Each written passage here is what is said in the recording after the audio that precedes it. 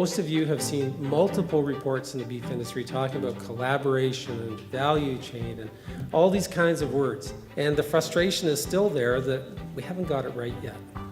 And there's been an amazing amount of investment in the future world that we just never seem to get to. So if this is the long game, then how do you get into it? Or do you want to get into it? So the one common element of all of these, and I'm sorry, it's not going to be that exciting, is data. Because decisions come from information, and information is driven by data. So it's not something that people like to do, and yet I think it is the entry point to this long game that's slowly being defined in front of us. There are initiatives to go far, far beyond the beef industry and just start collecting data on agriculture. And it's really collect all the data you can, because you just never know what might be in that data. We're working with a company called AGSI, and I'll talk a bit about more of them later. But I saw a presentation from them that talked about the companies that have bought out the companies that have bought out the companies. And really the only asset they're buying is the data that they have. There are a lot of things that we could be collecting in beef that as an industry, frankly, we do a terrible job on. We don't collect much data in the beef industry compared to other industries. And that is to our detriment. I think, why data now? Back when I was doing beef extension 25, 30 years ago, it was the same thing. You need to collect data to get information to make decisions. There's nothing new there. But why now? I think there are three main reasons. I think there's a tremendous shift in the phrase market access. Market access used to mean European Union, Japan, you name it. Fill in a country, but it was export. That's shifting. Call it what you want. If consumers are saying to whoever's buying, this is what we want, and they say, no, we need this from you, that's market access. The other is capital access. For those of you who are borrowing money, I assume some of you who have cattle here borrow money, it's not quite an order of magnitude, but it's 2 to 3 times what it was not that long ago. You must have some very interesting meetings with your bankers. If I was a banker, my due diligence on my risk with your portfolio would mean I want a lot more information than I used to.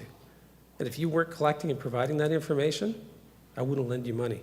And this is absolutely nothing new. It's been true since the beef industry began. It's the efficiency of your own operation. I'll use one example. There were some market signals that we should be producing more AAA beef, and the industry responded. So in 2005 to 10 years, AAAs went from 48% of the Canadian kill to 63%. I guess that's good news. That's what people say they want. But we used to be known as having high-yielding cattle. In 2005, the percentage of AAA carcasses were also yield grade 1 was 2 out of 3, and now it's 1 out of 3. So really what that says is we've chased a production endpoint by overfeeding cattle. And that is not an efficient way to compete against other proteins. So Bio has evaluated a lot of bulls. So over close to 15 years, we've evaluated over 15,000 bulls. The variation that exists in genetics in the beef cattle that we've done evaluations on, which is really an underestimation of the bulls that are being used in Canada. So these are the endpoints. So what this means is that the bull with the lowest birth weight of calves versus the bull that you chose that would give you the heaviest calves. And the difference between those is if you did that and bred 100 cows randomly or 1,000 cows, the lowest birth weight and the highest birth weight of the calves themselves would be 34 pounds difference. That's a lot of variation.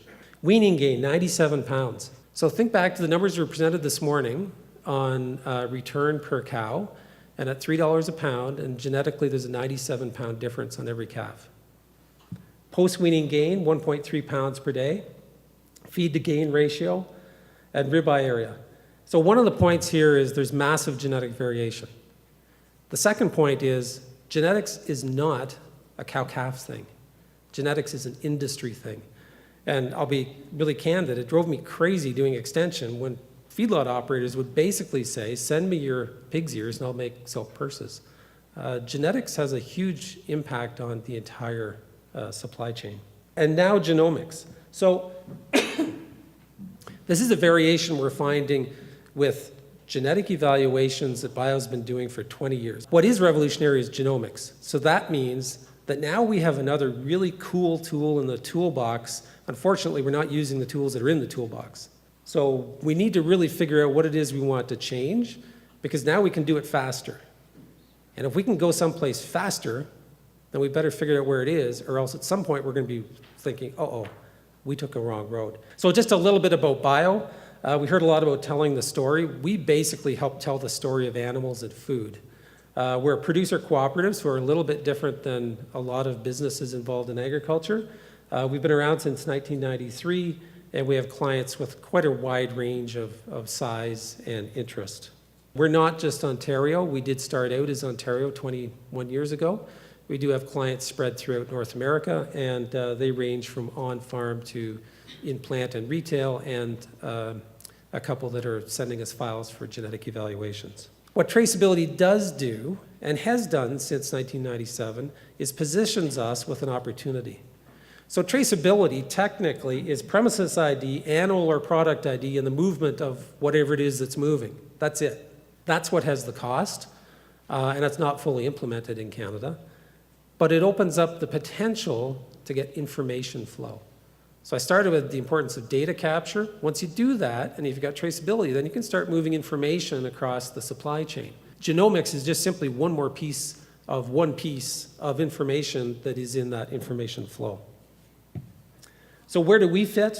On-farm, there are lots of on-farm systems. Depends on what you want to do, if it's health-focused, genetics-focused, and market-focused, whatever. Our BioTrack system has certain attributes. It's multi-species.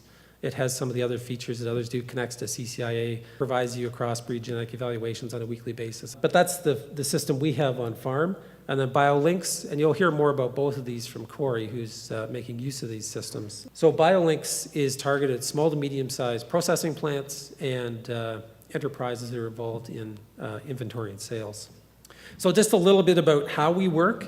I said farmers don't like data management, so we do everything we can to make it easy and provide options.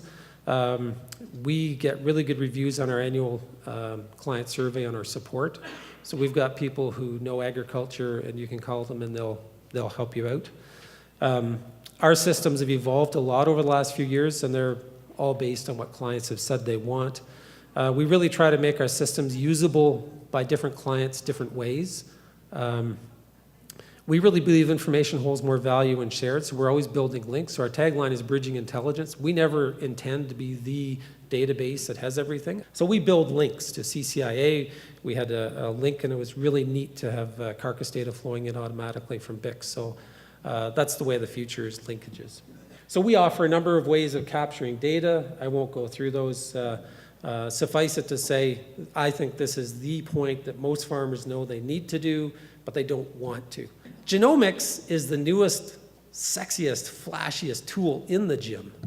But if you're still not going to the gym, you're not going to benefit from genomics. The newest thing we have, and I mentioned a company that we deal with, it's called AGSI. They work mostly with telecommunications and utilities. So again, looking outside of agriculture, we knew that our clients wanted to use their cell phone for data collection. So instead of doing an app, we partnered with this company and brought technology into agriculture.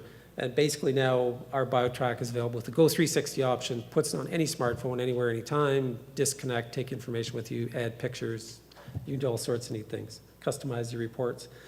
Just as we were launching this, the results of the national survey done by 3 major breeds came out, and it was really gratifying that the producer said, we want an app, and we want it to be able to do ABCD, and we said, well, it's better, it's not platform dependent, and it does ABCD. So is the long game worthwhile? Yeah, if we can move from a mentality, and I think this is starting to happen and encourages me, people are starting to say, yes, we do need to work together. And if you do work together, add in genomics and the information that we've already got, and we could do all of these things. The main two are at the bottom. Satisfy consumers, whoever you're selling to, and at the end of the day, the person that's eating the product is the end consumer that we too often lose track of. And frankly, if it's done right, more profit along the entire value chain. In the beef industry, massive potential. We've got variation in cost of production that could be taken advantage of. We have massive genetic variation that could be taken advantage of. We have existing systems that aren't being used to their potential, that aren't connected to the level they need to be connected to. We have services from a number of service providers that are available. And now I think one of the most important things is we have some clear market signals.